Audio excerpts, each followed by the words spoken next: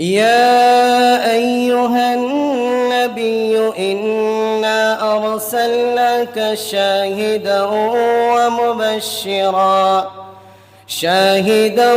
ومبشرا ونذيرا وداعيا إلى الله بإذنه وسراجا منيرا. وقال الله تعالى: وما أرسلناك إلا رحمة للعالمين. صدق الله المولانا العظيم وصدق رسوله النبي الكريم، ونحن على ذلك لمن الشاهدين والشاكرين، والحمد لله رب العالمین.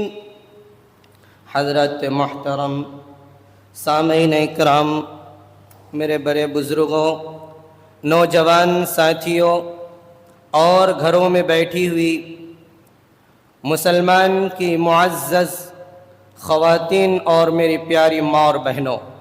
آخر الزمان محمد عربی صلی اللہ علیہ وسلم کو اپنا حبیب بنایا کہ یہ میرا حبیب ہے، میرا چہیتا اور لاڈلا پیغمبر ہے. یہ وہ پیغمبر ہے جس سے میں خود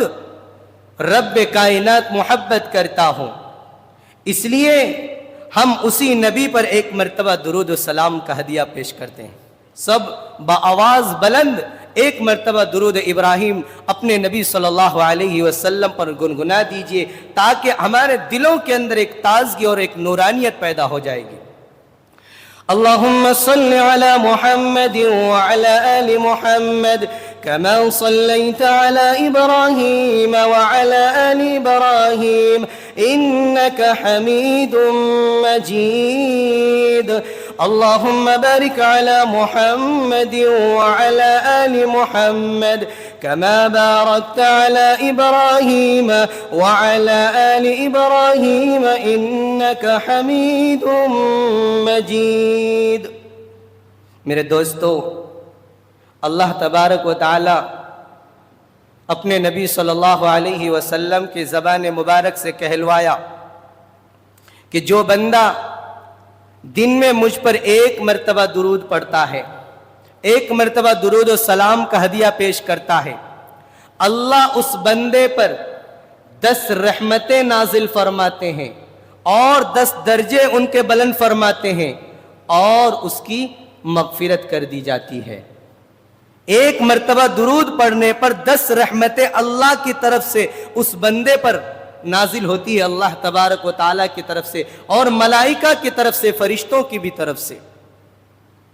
کیونکہ اللہ تبارک و تعالیٰ خود اپنے نبی پر درود و سلام پیش کرتا ہے. اس لیے میرے دوستو، میں نے آئندہ جمعہ جو آپ کو ادھورا چھوڑا تھا اسی جگہ سے ایک آپ کا سفر شروع کروں گا کہ اللہ کے نبی صلی اللہ علیہ وسلم اس کائنات میں، اس روئے زمین پر تمام انسانوں میں سب سے زیادہ رحمت والے، سب سے زیادہ ہمدرد اگر کوئی نبی تھے تو وہ اللہ کے نبی صلی اللہ علیہ وسلم تھے. اور اللہ کے نبی صلی اللہ علیہ وسلم کے بارے میں خود رب کائنات فرماتا ہے کہ اے میرے نبی، اگر دنیا والے آپ کی شہادت چاہیں گے، آپ کی گواہی کو طلب کریں گے کہ آپ نبی آخر الزمان ہیں، تو میں انسانوں کا محتاج نہیں بناؤں گا بلکہ شجر و حجر کو لا کر کے تمہارے سامنے کھڑا کر دوں گا اور وہ آ کر کے آپ کی نبوت کی گواہی پیش کریں گے. میرے دوستو، حضرت عبداللہ بن عمر رضی اللہ تعالی عنہ فرماتے ہیں کہ ایک مرتبہ ہم اللہ کے نبی صلی اللہ علیہ وسلم کے ساتھ سفر میں تھے کہ اچانک ایک دیہاتی آدمی، دیہات کا رہنے والا ایک اعرابی آدمی اللہ کے نبی صلی اللہ علیہ وسلم کے پاس آئے اور کہا کہ اے محمد بن عبداللہ، آپ نے جو کلمہ لے کر آئے ہیں، جس کلمے کی طرف آپ دعوت دیتے ہیں، کیا وہ کلمہ سچا ہے؟ اگر سچا ہے تو اس جنگل میں، اس بیابان میں اگر آپ مجھے گواہی دلوا دیں گے کسی چیز سے تو میں فوراً آپ کے ہاتھ پر، آپ کے دست مبارک پر ایمان قبول کر لوں گا. حضرت عبداللہ بن عمر رضی اللہ تعالیٰ عنہ فرماتے ہیں کہ ہم سارے صحابہ اللہ کے نبی صلی اللہ علیہ وسلم کے ارد گرد جمع ہو گئے،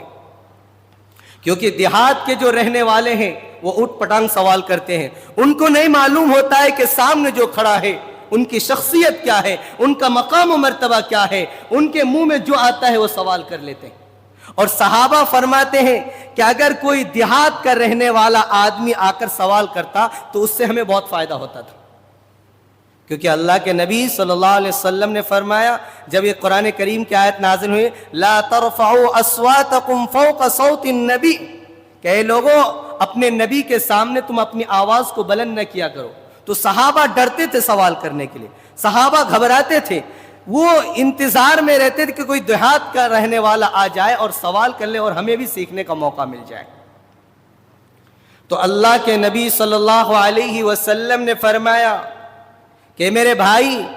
کیا تو میری گواہی چاہتا ہے؟ میں اپنے تمام ساتھیوں سے گواہی نہیں دلواؤں گا، میں تمہیں اس جنگل کے جو دور کنارے پر ایک پیڑ کھڑا ہے، ایک درخت ہے، میں اس کو اشارہ کرتا ہوں،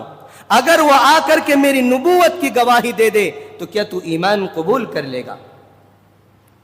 حضرت عبداللہ بن عمر رضی اللہ تعالیٰ عنہ فرماتے ہیں کہ وہ دیہاتی آدمی کہنے لگا اگر وہ درخت آ کر کے گواہی دے دے تو میں فوراً آپ کے ہاتھ پر، آپ کے دست مبارک پر ایمان کر لوں گا، لیکن یہ کیسے ممکن ہو سکتا ہے کہ وہ درخت بہت دور کنارے پر ہے اور آپ اتنی دوری پر ہیں؟ اللہ کے نبی صلی اللہ علیہ وسلم کے معجزات میں سے ہیں، اور اس حدیث کو امام بیہقی اور امام بغوی رحمت اللہ علیہ نے بھی نقل کیا ہے، اور اس کو نقل کر کے فرمایا کہ وہ درخت جو دور جنگل کے کنارے پر کھڑا تھا، زمین کو چیرتا ہوا، زمین کو پھاڑتا ہوا اللہ کے نبی صلی اللہ علیہ وسلم کے پاس وہ درخت پہنچتے ہیں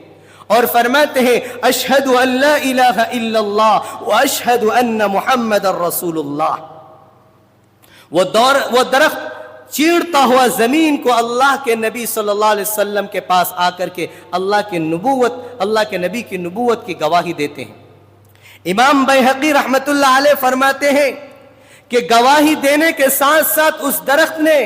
اللہ کے نبی صلی اللہ علیہ وسلم کو سب سے پہلے سلام کیا، السلام علیک یا رسول اللہ، السلام علیک یا حبیب اللہ، السلام علیک یا نبی اللہ، الصلاۃ والسلام علیک یا نبی آخر الزمان۔ یہ 3-4 الفاظ وہ درخت کہے اور وہ درخت اللہ کے نبی صلی اللہ علیہ وسلم کے پاس آ کر کے جھک گئے۔ پھر اللہ کے نبی صلی اللہ علیہ وسلم نے ہاتھوں سے اشارہ کیا اس درخت کو کہ تو پھر اپنی جگہ پر چلا جاؤ۔ چنانچہ وہ یرابی، وہ دیہاتی اس معجزات کو دیکھ کر کے اللہ کے نبی صلی اللہ علیہ وسلم کے پاؤں میں گر جاتے ہیں اور فرماتے ہیں اے اللہ کے نبی مجھے معاف فرما دینا، میں نے شک کی بنیاد پر تم سے ایسا سوال کیا، میں آج کے بعد کبھی بھی آپ سے ایسا سوال نہیں کروں گا، میں آپ کا غلام بننا چاہتا ہوں، میں آپ کا خادم بننا چاہتا ہوں، آپ اپنے دست مبارک کو آگے بڑھائیے اور مجھے ایمان کی دولت نصیب فرمائیں۔ چنانچہ اللہ کے نبی صلی اللہ علیہ وسلم اس دیہاتی کو کلمہ پڑھاتے ہیں اور وہ اسلام کے اندر داخل ہو جاتا ہے۔ اس کے بعد اللہ کے نبی صلی اللہ علیہ وسلم سے وہ سوال کرتے ہیں کہ میری ایک آرزو ہے کہ میں آپ کے سامنے سجدہ کروں، تو اللہ کے نبی صلی اللہ علیہ وسلم نے بہت قیمتی جملہ ارشاد فرمایا کہ اگر دنیا میں کسی کو سجدہ کرنے کا اجازت ہوتا، اللہ کے علاوہ کسی غیر اللہ کو سجدہ کرنے کی اجازت دی جاتی تو میں بیویوں کو حکم دیتا کہ وہ اپنے شوہروں کو سجدہ کیا کرے، لیکن دنیا میں صرف اللہ کے سامنے سجدہ جائز ہے، اس کے علاوہ کسی کے سامنے یہ پیشانی، یہ سجدہ جائز نہیں ہے، اس لیے میرے بھائی میں تمہیں اس کی اجازت نہیں دے سکتا۔ اس لیے میرے دوستو آج ہم نے اگر غیر اللہ کے چوکھٹ پر جا کر جھکتے ہیں تو یہ جائز نہیں ہے، اللہ کے نبی نے سخت منع فرمایا ہے۔ اللہ کے نبی صحابہ کو اتنا فرمایا کہ میں اگر مسجد نبوی میں آؤں تو میری تعظیم میں تم کھڑے بھی نہیں ہونا، کیونکہ فارس اور روم کی جو بادشاہت آتے تھے تو وہاں کی رعایا، وہاں کی سلطنیں ان کی تعظیم کے لیے کھڑے ہو جاتے تھے۔ اللہ کے نبی صلی اللہ علیہ وسلم نے فرمایا اگر حقیقی کسی کی تعظیم کرنا ہے تو وہ رب کائنات ہے۔ دنیا کے اندر کسی کی تعظیم، کسی کا سجدہ جائز نہیں ہے، اس لیے میں تمہیں اس کی اجازت نہیں دیتا۔ پھر اس صحابی نے کہا کہ اللہ کے نبی میں چاہتا ہوں کہ آپ کے دست مبارک کو بوسہ دوں، اگر سجدہ کی اجازت نہ ہو تو کم سے کم ہاتھ مبارک کو چومنے کی اجازت مل جائے۔ تو اللہ کے نبی صلی اللہ علیہ وسلم نے صرف اپنے ہاتھوں کو چومنے کی اجازت دی ہے۔ اللہ کے نبی صلی اللہ علیہ وسلم بڑے رحم دل تھے، بڑے کریم تھے، بڑے رحیم تھے۔ اللہ تبارک و تعالی فرماتا ہے کہ میں نے اپنے نبی کو دنیا کے لیے بلکہ انسانوں کے لیے ہی نہیں تمام مخلوق کے لیے، یہاں تک کہ اگر پہاڑ میں کالی چونٹی اگر رینگتی ہے تو اس کے لیے بھی میں نے اپنے نبی کو رحمت بنا کر کے بھیجا ہے۔ اللہ کے نبی جانوروں کے لیے بھی رحمت تھے، انسانوں کے لیے بھی رحمت تھے، جناتوں کے لیے بھی رحمت تھے۔ میرے دوستو، جنات نے بھی اللہ کے نبی صلی اللہ علیہ وسلم کے کلام کو سن کر کے رو پڑے ہیں۔ اللہ کے نبی صلی اللہ علیہ وسلم کے کلام مبارک کو سننے کے لیے جناتوں کے سردار بھی اللہ کے نبی صلی اللہ علیہ وسلم کے پاس حاضر ہوتے تھے۔ انشاءاللہ وقت ملا تو یہ واقعہ بھی میں آپ کو سناؤں گا، لیکن میرے دوستو ہمارا جو واقعہ ادھورا رہ گیا تھا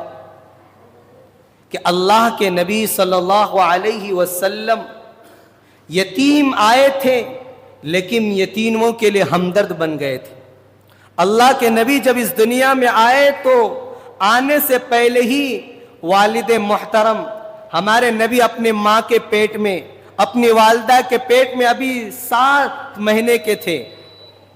پیدا ہونے سے 2 مہینے پہلے ہی والد مبارک جناب عبداللہ کا انتقال ہو گیا تھا۔ اللہ کے نبی یتیم اس دنیا میں آئے۔ جب یتیم آئے تو اللہ نے یتیموں کا سردار، بے کسوں کا سردار، بے سہاروں کا سہارا بنا دیا میرے نبی صلی اللہ علیہ وسلم کو۔ اس لیے اللہ قرآن میں فرماتا ہے وَمَا أَرْسَلْنَاكَ إِلَّا رَحْمَةً لِلْعَالَمِينَ۔ اے میرے حبیب، اے میرے محبوب، اے میرے نبی، میں نے دنیا والوں کے لیے آپ کو رحمت بنا کر کے بھیجا۔ اس لیے اللہ کے نبی گالیاں سن کر بھی، پتھریں کھا کر بھی امت کو دعائیں دی ہیں کہ اللہ یہ میری امت نادان ہے، میری شخصیت کو نہیں پہچانتی ہے۔ اے اللہ میں مار کھاتا ہوں کوئی بات نہیں، لیکن اے اللہ اگر یہ نہ سمجھے تو مجھے امید ہے کہ آنے والی جو نسل ہوگی ان کی، یہ ضرور میری شخصیت کو پہچان کر کے ایمان میں داخل ہونے والا بن جائے۔ یا اللہ تو ان کو معاف فرما دے، ان کو جہنم سے نکال کر کے جنت کا حقدار بنا دیجئے۔ میرے دوستو، واقعہ بہت سارے ہیں، دلوں کو تڑپا دینے والے واقعات ہیں کہ اللہ کے نبی صلی اللہ علیہ وسلم اتنے رحمت للعالمین تھے کہ خود ہفتوں مہینوں بھوکے رہتے تھے لیکن دوسرے بھوکوں کو کھانا کھلایا کرتے تھے، خود پیٹ پر پتھر باندھتے تھے لیکن جو سامنے سائل آتا تھا مانگنے کے لیے اپنا کھانا ان کو دے دیتے تھے، خود پھاکے پر پھاکے کر لیتے تھے۔ اللہ کے نبی صلی اللہ علیہ وسلم 15 دن ہو گئے چولہا نہیں جلا گھر میں، 15 دن تک گھر میں چولہا نہیں جلا، پانی اور 2 کھجوروں سے کام چلتا تھا۔ اما عائشہ صدیقہ رضی اللہ تعالی عنہا فرماتی ہے کہ صرف 2 چیزوں پر ہمارا گزر ہوتا تھا، ایک سفید اور ایک کالی چیزوں پر، سفید پانی اور کالی کھجوروں پر ہم 15 دنوں تک بھوکے رہ کر، روٹی نصیب نہیں ہوتی تھی، سالن نصیب نہیں ہوتا تھا ہمیں کہ کوئی چیز ہم کھا لیں اپنے پیٹ میں ڈال دیں۔ 15 دن کے بعد اللہ کے نبی صلی اللہ علیہ وسلم کے پاس مال غنیمت آتے ہیں، اور یہ بحرین عرب کا ایک ملک ہے، وہاں سے مال غنیمت لے کر حضرت عبیدہ بن جراح ابو عبیدہ بن جراح رضی اللہ تعالیٰ عنہ لے کر آتے ہیں اور بہت سارا مال غنیمت لے کر آتے ہیں. خود فرماتے ہیں کہ اتنے مال غنیمت لے کر آئے حضرت ابو عبیدہ بن جراح رضی اللہ تعالیٰ عنہ کہ اس سے پہلا اتنے مال غنیمت کبھی نہیں آیا تھا. پورے مدینے میں اعلان ہو گیا کہ آج فجر کی نماز کے بعد تمام لوگوں کو، تمام صحابہ کے درمیان مال غنیمت کو تقسیم کیا جائے گا، اناج تقسیم کیا جائے گا. اللہ کے نبی صلی اللہ علیہ وسلم پورے مدینہ المنورہ میں اعلان کر دیے کہ میرے صحابہ میں اعلان کر دو کہ آج ابو عبیدہ بن جراح رضی اللہ تعالی عنہ جو مال غنیمت بحرین سے لے کر آئے ہیں، میں تمام صحابہ کے درمیان، تمام لوگوں کے درمیان اس کو تقسیم کروں گا. چنانچہ اللہ کے نبی صلی اللہ علیہ وسلم نے فجر کی نماز کا اعلان کیا. سارے صحابہ مدینے کے کناروں سے آ کر مسجد نبوی میں جمع ہو جاتے ہیں. اللہ کے نبی صلی اللہ علیہ وسلم جب فجر کی نماز پڑھانے کے لیے مسجد نبوی میں جاتے ہیں، دیکھتے ہیں کہ پوری مسجد نبوی بھری پڑی ہے. اللہ کے نبی صلی اللہ علیہ وسلم مسکرانے لگے، کھلکھلانے لگے کہ آج تو مسجد کی رونق بڑھ گئی. لیکن اچانک اس کی رونق ختم ہو گئی جو میں نے پچھلے جمعے بتایا تھا کہ اے میرے صحابہ، مجھے تمہارے شرک میں مبتلا ہونے کا ڈر نہیں، مجھے بت پرستی میں تمہیں مبتلا ہونے کا ڈر نہیں، لیکن ایک ڈر ضرور ہے کہ ایک زمانہ آئے گا، ایک وقت آئے گا میرے انتقال کے بعد تمہارے دلوں میں مال کی محبت، مال کی طرف ایسی آ جائے گی کہ تم دین سے دور ہوتے جاؤ گے، یہاں تک کہ بہت سے ایسے میرے امتی ہوں گے جو مال کی خاطر اپنے ایمان کا بھی سودا کر دیں گے، اپنے ایمان سے بھی وہ ہاتھ دھو بیٹھیں گے. فرمایا اس کا ڈر مجھے ستا رہا ہے کہ آئندہ ایک زمانہ آئے گا، مال کی محبت دلوں میں ایسا بڑھ جائے گی کہ جماعت کے ساتھ نماز تو دور کی، نماز ہی چھوڑنے والے بن جائیں گے،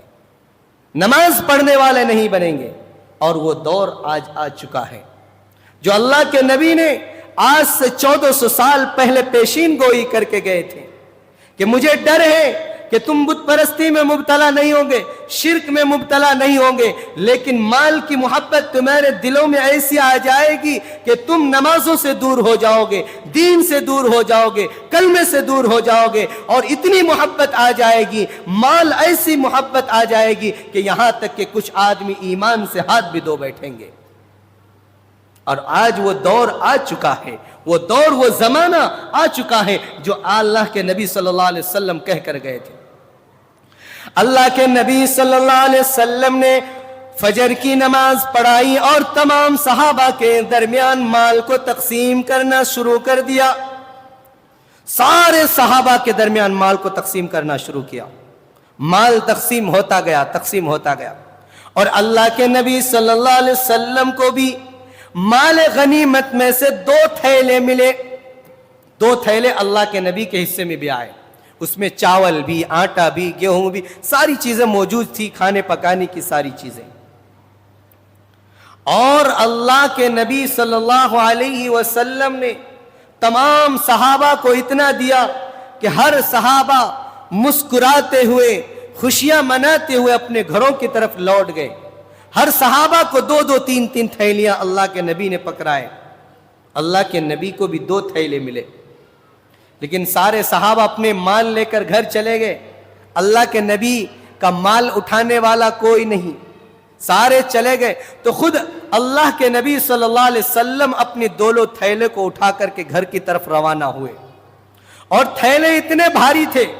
کہ ایک تھیلا اٹھا کر کے دور رکھتا تھا، پھر دوسرا لے کر جاتے تھے. اللہ کے نبی صلی اللہ علیہ وسلم ابھی مسجد نبوی سے مال غنیمت کو لے کر باہر نکلے تھے، اور دونوں تھیلے اپنے ہاتھوں میں جمائے ہوئے اللہ کے نبی صلی اللہ علیہ وسلم مسجد نبوی کے باہر جب پہنچتے ہیں، قدم رکھتے ہیں، تو ایک طرف آ کر کے ایک بچہ تھیلے کو کھینچتا ہے، دوسری طرف آ کر کے دوسرا بچہ تھیلے کو کھینچتا ہے. फरमाया मेरे बेटे ये बताओ क्या बात है, तुम मेरे थैले को क्यों खींच रहे हो? कहा अल्लाह के नबी हम यतीम हैं। एक बच्चा कहने लगा ए अल्लाह के नबी मेरे वालिद मोहतरम के इंतकाल हुए 3 साल हो गए, मेरी माँ कमजोर है और आज 5 दिन हो गए हमारे घर में चूल्हा नहीं जला। ए अल्लाह के नबी हम 5 दिन से भूखे हैं, मेरी माँ बेवा है, मैं यतीम हूँ, हमारे घरों में कमाने वाला कोई नहीं, हमारे सरों पर हाथ रखने वाला कोई नहीं। ए अल्लाह के नबी अगर हमें भी थोड़ा माल दे दिया जाए, हमें भी अनाज मिल जाए, हमें भी गेहूं मिल जाए, हमें भी चावल मिल जाए तो मेरी अम्मी मुझे कुछ खाना बना करके खिलाएगी। ए अल्लाह के नबी हम 5 दिन हो गए कुछ नहीं खाए हैं, हमारे वालिद नहीं है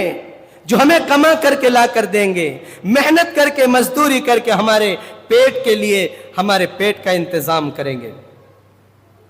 दूसरा बच्चा दूसरी तरफ कहा अल्लाह के नबी मेरी मां नहीं है, मैं भी यतीम हूं, मेरे वालिद मोहतरम इतना कमजोर है, इतना कमजोर है कि उनके जिस्म में चलने की ताकत नहीं, बैठने की ताकत नहीं। ए अल्लाह के नबी आज 7 दिन हो गए कि आज हमारे घरों में चूल्हा नहीं जला। अब 2 यतीम बच्चे आ गए, एक की मां नहीं, एक के बाप नहीं, एक के घर में 5 दिन तक चूल्हा नहीं जला, एक के घर में 7 दिन तक चूल्हा नहीं जला। दोनों बच्चे ज़ारो कतार रो रहे कि अल्लाह के नबी मेरी मां रहती तो मेरे बाप कमजोर जरूर है लेकिन मां खुद भूखे रह सकती है, बच्चों को बिलकता हुआ, बच्चों को तड़पता हुआ मां नहीं देख सकती है। अल्लाह ने मां को वो जिगर दिया है, अल्लाह ने मां को वो दिल दिया है कि मां सारी चीजों को बर्दाश्त कर सकती है लेकिन अपने बच्चों की आंखों में आंसू बर्दाश्त नहीं कर सकती है। अगर बच्चे रोने लगते हैं तो मां की नींद हराम हो जाती है, अगर बच्चे तड़प जाते हैं तो मां का चैन और सुकून खत्म हो जाता है, मां का खाना पीना बंद हो जाता है, क्योंकि मां के दिलों के अंदर अल्लाह ने वो मोहब्बत दी है, वो तड़प दी है बच्चे के खातिर। लेकिन वही बच्चे जब जवान हो जाते हैं, वही बच्चे जब बड़े हो जाते हैं, जो मां उसके लिए तड़पती है, उसके लिए रोती है, उसके लिए बिलकती है, जो मां अपने पेट को भूखा रख के अपने बच्चे का पेट पालती है, जो मां अपने बच्चे की गंदगियों की जगह सोकर बच्चे को खुश्क जगह में सुलाती है, वही बच्चा जवान होकर अपनी बूढ़ी मां को धक्के देती है, अपने बूढ़ी मां को मार करके घरों से निकाल देते हैं। ऐसे ऐसे नालायक बच्चे भी आज दुनिया में पैदा हो चुके हैं। अल्लाह रहम करे, अल्लाह हमें वालिदैन की कदर करने की तौफीक अता फरमाए। मेरे दोस्तों, मां की तड़प ऐसी है, 53 साल की उम्र में, 50 पे 3 साल की उम्र में मेरे नबी अपनी मां की जुदाई के लिए तड़पते थे। और कैसे तड़पते हैं आगे आती है बात। तो वो दोनों यतीम बच्चे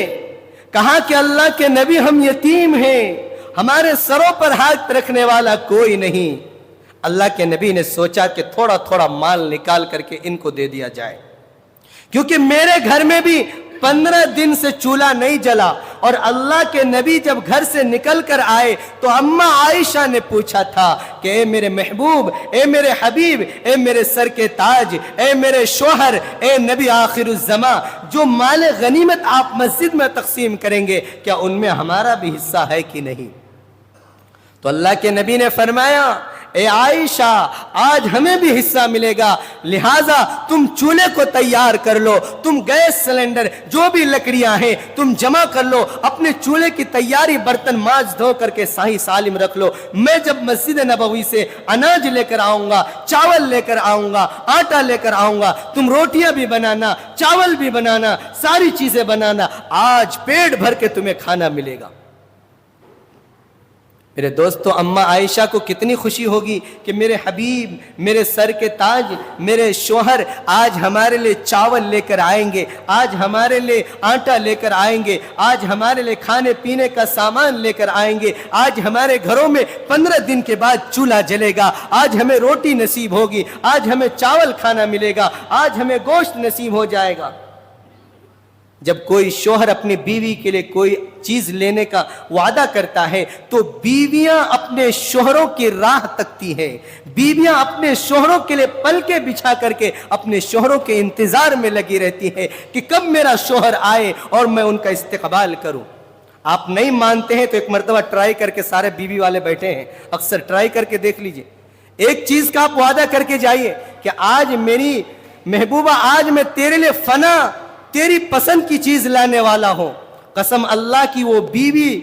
جو روزانہ آپ کے لیے کھانا بناتی جس میں نمک زیادہ ہوتا تھا، وہ خود بار بار چکھ کر کے کھانا بنائے گی اور ایسا لذیذ کھانا بنائے گی کہ اس سے پہلے ابھی کبھی آپ کو کھانا نصیب نہیں ہوگا۔ نہیں تو ایک مرتبہ ٹرائی کر کے دیکھ لیجئے، بیویوں کو آپ اگر ان کا دل جیتنا چاہے تو کوئی گفٹ دے دیا کہ ہفتے میں ایک مرتبہ، پھر دیکھیے وہ آپ کی محبت میں کیسے دیوانی بن جاتی ہے، آپ کی محبت میں کیسی تڑپتی ہے، پھر آپ کے لیے تو اپنی جان بھی قربان کر دے گی۔ تو اماں عائشہ بھی اسی طرح اللہ کے نبی صلی اللہ علیہ وسلم کے انتظار میں بیٹھی ہے کہ کب میرے شوہر، کب میرے نبی، کب میرے حبیب ہمارے لیے سامان لے کر آئے اور ہم روٹیاں پکائیں، چاول بنائیں، پھر دونوں شوہر بیوی ایک جگہ بیٹھ کر کے کھانا کھائیں گے، ایک جگہ بیٹھ کر کے کھانا تناول فرمائیں گے، چاول بھی کھائیں گے۔ کیونکہ اللہ کے نبی صلی اللہ علیہ وسلم اپنے تمام بیویوں میں حضرت عائشہ سے محبت زیادہ کرتے تھے، چھوٹی تھی، ذہین تھی۔ آج جتنے بھی ہمیں عورتوں کے مسائل پوشیدہ معلوم ہوا، یہ حضرت عائشہ صدیقہ رضی اللہ تعالی عنہا کی دین ہے کہ ہمیں عورتوں کے پوشیدہ مسائل معلوم ہوئے، ورنہ ہم عورتوں کے مسائل سے بالکل انجان رہتے، ہمیں کوئی معلوم نہیں ہوتا، اور بہت ذہین تھی۔ تو اماں عائشہ انتظار میں ہے کب میرے محبوب آئیں، کب ہم کھانا بنائیں، اور راستے میں 2 یتیم بچے پکڑ لیے۔ اللہ کے نبی نے سوچا کہ تھوڑا تھوڑا نکال کر کے ان کو دے دیا، لیکن پھر دل میں خیال آیا، ارے چلو میں بھوکے رہ لوں گا، لیکن ایک 7 دن کا بھوکا ہے، ایک 5 دن کا بھوکا ہے، اگر یہ 2 تھیلے ہیں، ایک ایک تھیلا دونوں بچوں کو پکڑا دیا جائے، کم سے کم اس تھیلے میں سے 4 دن یا 5 دن کا تو ان کا تو گزارا ہو جائے گا، میں بھوکے اپنی امت کے خاطر برداشت کر لوں گا، چاہے مجھے اپنے پیٹ میں پتھر ہی باندھنا کیوں نہ پڑے۔ نبی نے فیصلہ کر لیا کہ میرے ضمیر کو یہ گوارا نہیں دیتا کہ میرے سامنے یتیم بھوکے رہے اور میں کھانا لے کر گھر جاؤں۔ اے میرے بچوں آ جاؤ، یہ دونوں تھیلے تم لے کر چلے جاؤ۔ چنانچہ ایک تھیلا ایک بچے کو پکڑایا، دوسرا تھیلا دوسرے بچے کو پکڑایا، اور اللہ کے نبی صلی اللہ علیہ وسلم اسی جگہ کھڑے رہے اور وہ بچے اپنے گھروں کی طرف روانہ ہو گئے۔ اللہ کے نبی اتنی دیر تک انتظار کرتے رہے جب تک کہ وہ بچے نظروں سے اوجھل نہ ہو گئے۔ جب وہ بچے اپنے گھروں کو گئے، نظروں سے غائب ہو گئے، اللہ کے نبی گھر کی طرف روانہ ہوئے۔ اللہ کے نبی صلی اللہ علیہ وسلم جب گھر پہنچے، اماں عائشہ مرحباً یا رسول اللہ، آئیے میرے نبی، آئیے میرے سرتاج۔ اماں عائشہ کو کیا معلوم کہ اللہ کے نبی خالی ہاتھ آ رہے ہیں، فوراً استقبال کے لیے دروازہ کھولتی ہے، فرماتے مرحبا مرحبا یا نبی اللہ، مرحباً یا میرے سرتاج، آئیے، السلام علیکہ یا نبی اللہ، السلام علیکہ یا حبیب اللہ۔ اماں عائشہ استقبال کرتی ہے اپنے شوہروں کا، اپنے شوہر کے استقبال میں سلام پیش کرتی ہے، ہدیہ پیش کرتی ہے۔ اس کے بعد جب میرے نبی صلی اللہ علیہ وسلم کے ہاتھ مبارک کو خالی دیکھتی ہے تو اماں عائشہ سوال کرتی ہے کہ اللہ کے نبی، آپ تو مجھے یہ کہہ کر گئے تھے کہ آج ہمیں بھی مال غنیمت میں حصہ ملے گا، میں بھی تمہارے لیے چاول آٹا لے کر آؤں گا، لیکن آپ تو خالی ہاتھ تھے، آپ کے ہاتھ میں تو کچھ نہیں۔ فرمایا عائشہ،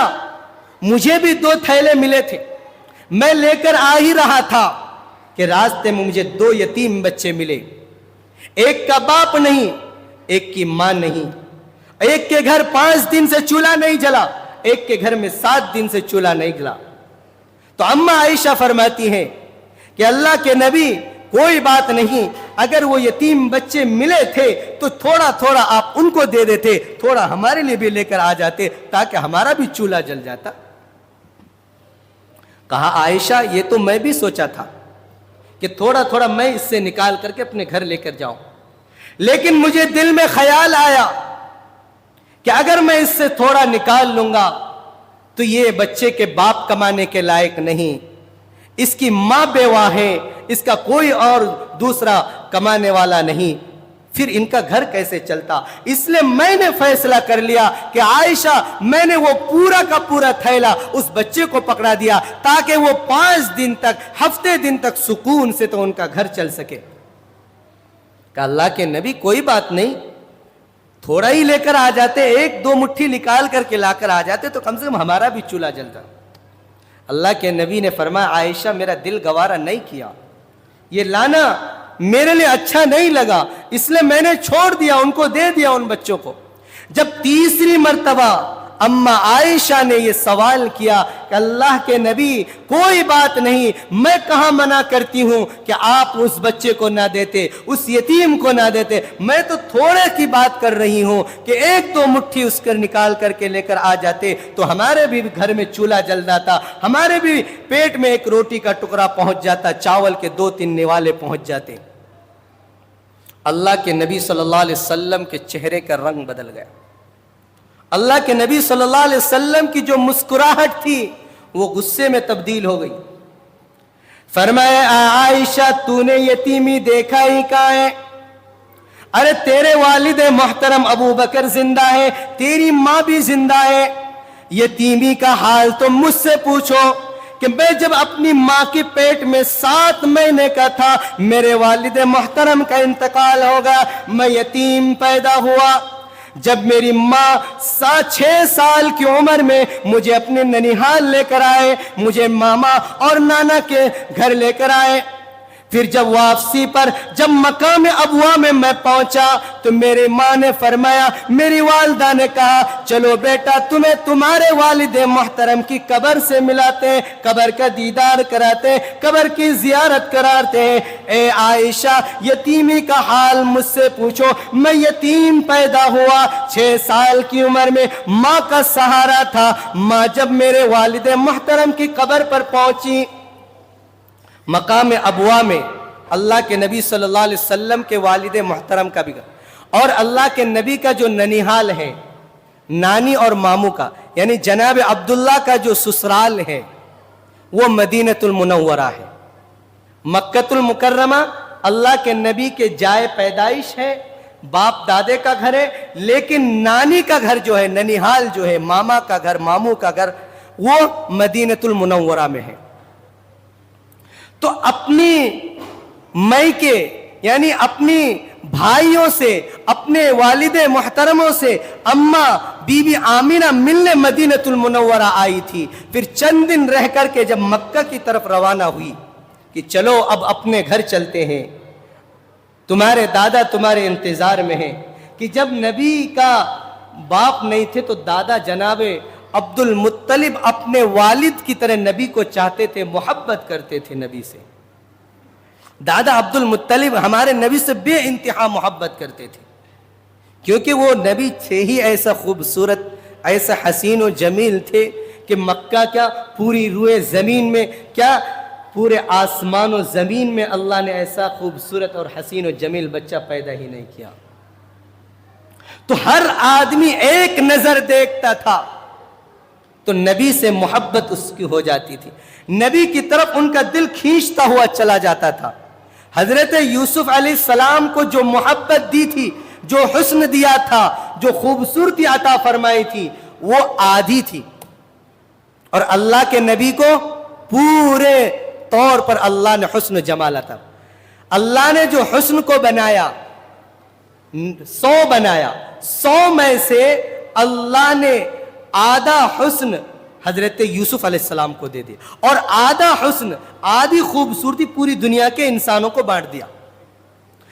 اما عائشہ فرماتی ہے کہ مصر کی عورتوں نے یوسف علیہ السلام کو دیکھ کر انگلیاں کاٹ دی تھی،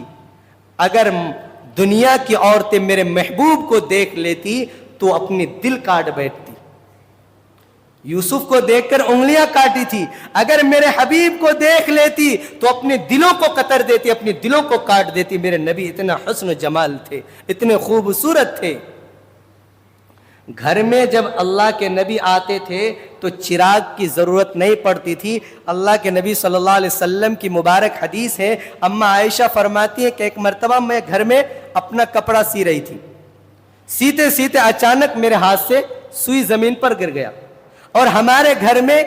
اتنا تیل نہیں تھا کہ چراغ جگڑا کر کے سوئی کو ڈھونڈ لے. اتنے میں اللہ کے نبی گھر میں آئے, اور اللہ کے نبی جب گھر میں آئے تو فوراً مجھے وہ سوئی مل گیا. ایک مرتبہ اور واقعہ ہے, فرمایا کہ میں کپڑے سی رہی تھی اور سیتے سیتے دھاگا ٹوٹ گیا. اب دھاگا ٹوٹ گیا, رات کا ماحول, اندھیرے میں کیسے دھاگا سوئی میں ڈالے؟ بھئی سوئی کی جو سوراخ ہوتی بہت تھوڑی سی ہوتی ہے, بہت مشکل سے اس میں دھاگا ڈالنا پڑتا ہے, دھیان سے دیکھنا پڑتا ہے. تو اماں عائشہ فرماتی ہے ہمارے گھر میں چراغ نہیں تھے کہ چراغ کے سامنے جا کر کے سوئی کے اندر دھاگا ڈال دے. اتنے میں اللہ کے نبی آئے. اماں عائشہ فرماتی ہے اللہ کے نبی آپ بیٹھیے چارپائی پر, میرا ایک کام باقی, ایک کام ادھورا ہے. کہا کیا عائشہ؟ کہا بیٹھیے تو صحیح. چنانچہ اللہ کے نبی جب بیٹھ گئے, اماں عائشہ دھاگا لیتی ہے اور سوئی لیتی ہے, اللہ کے نبی کے چہرے کے پاس جاتی ہے اور آسانی کے ساتھ دھاگا سوئی میں ڈال لیتی. تو اتنے حسین و جمیل تھے کہ دھاگا ڈالنے کی بھی ضرورت ہوتی تھی, اللہ کے نبی کے چہرے کے پاس جا کر کے دھاگا ڈال لیتے. چنانچہ اللہ کے نبی صلی اللہ علیہ وسلم نے فرمایا عائشہ تو نے یتیمی دیکھا ہی کہاں ہے؟ تیرے باپ ابو بکر موجود, تیری ماں موجود ہیں, اگر یتیمے کا حال پوچھنا تو میں محمد الرسول اللہ سے پوچھئے. فرمایا کہ جب میری والدہ مجھے لے کر مقام ابوا پر پہنچی اور ہم دونوں اپنے والد کے قبر پر پہنچے, میری والدہ اپنے شوہر کے قبر میں پہنچے, تو میری والدہ کو شوہر کی جدائی برداشت نہ ہوئی. اچانک دل کا دورہ پڑا, دل کی بندن رک گیا اور میری والدہ نے بھی جان گنوا دی. میری والدہ نے بھی اللہ کو پیاری ہو گئی. اللہ کے نبی صلی اللہ علیہ وسلم فرماتے ہیں اے میری پیاری ماں, میرے باپ تو نہیں تھے, تو ہی ایک میرا سہارا تھی, تو بھی مجھے 6 سال کی عمر میں چھوڑ کر چلی گئی. اے اماں میں اب کس کے پاس جاؤں گا؟ کون میرا سہارا ہے؟ کون میری دیکھ بھال کرے گا؟ اے عائشہ میرے دل سے پوچھئے, وہ 6 سال کا بچہ میں, ماں کی جدائی ابھی برداشت نہیں ہوئی تھی کہ ماں بھی مجھے چھوڑ کر کے چلی گئی. ماں کی جدائی میں اس وقت کیسے برداشت کر رہا تھا؟ میں تڑپ رہا تھا, میں اپنے باپ کی قبر پر کبھی تڑپ رہا تھا, کبھی اپنی ماں کے جسم پر لپیٹ کر اپنی ماں کی پیشانی پر بوسہ دے کر میں کبھی رو رہا تھا. میں اتنا بلک رہا تھا کہ ایک معصوم بچہ 6 سال کا عمر, میری ماں بھی مجھے چھوڑ کر چلی گئی. میں نے فرمایا رب کائنات یہ تیرا کیسا حکم ہے کہ 6 سال کی عمر میں ماں کا سایہ تھا وہ بھی تو نے چھین لیا. میرے دوستو, اللہ کے نبی صلی اللہ علیہ وسلم کے ساتھ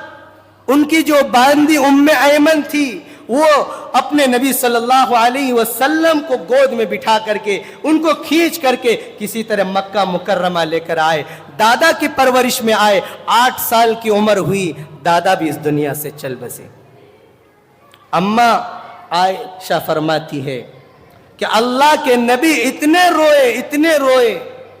فرمایا 8 سال کی عمر, دادا جو باپ کی طرح ماں کی طرح مجھے پیار کرتا تھا, میرے محبت میں تھا, میری دیکھ بھالی کرتا تھا, 8 سال کا بچہ دادا بھی اس دنیا سے چھوڑ کر چلے گئے. میں نے رب سے کہا کہ رب میرے اس معصوم سے بچے کے سارے سائے ایک طرح سے تو چھینتا چلا گیا. اللہ نے فرمایا کہ اے میرے محبوب, اے میرے حبیب, یہ سایہ میں اس لیے تمہارا چھین رہا ہوں تاکہ دنیا والے یہ نہ سہیں کہ فنا نے ان کی تربیت کی, فنا نے ان کو پاس پول کر بنا کیا. نہیں, میں رب خود تیری پرورش کروں گا اور تیری نگرانی کر کے تیری تربیت جبرائیل کے ذریعے سے میں خود کروں گا.